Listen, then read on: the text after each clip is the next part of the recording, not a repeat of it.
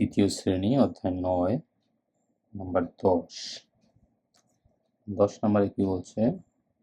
10 নম্বরে বলছে বিদ্যালয় থেকে স্বামীর বাড়ির দূরত্ব 5/7 কিলোমিটার, মিনার বাড়ির দূরত্ব 3/7 কিলোমিটার।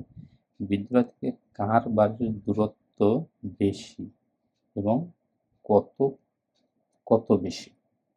দূরত্ব পার্থক্য বের করতে বলছে, তাই না? তাহলে তার মানে যদি আমরা আগের মতো ধরি, এটা হলো স্বামীর বাড়ি, এটা হলো স্কুল, এটা হলো মিনা। স্বামীর বাড়ির দূরত্ব হলো 7/5 স্কুল, আর হলো 3/7। যেহেতু বিয়োগ করতে হবে সেহেতু কত?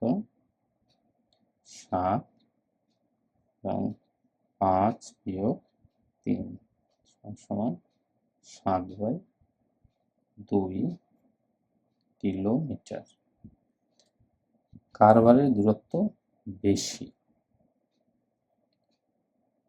এটা হলো দুজনের বাড়ির পার্থক্য। বিদ্যালয় থেকে কার বাড়ির দূরত্ব বেশি এবং কত বেশি? বিদ্যালয় থেকে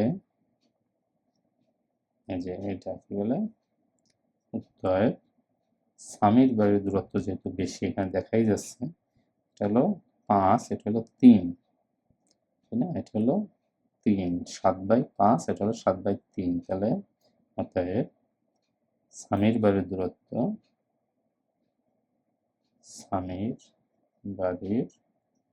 দূরত্ব বেশি এবং 2/7 কিলোমিটার বেশি। ঠিক আছে?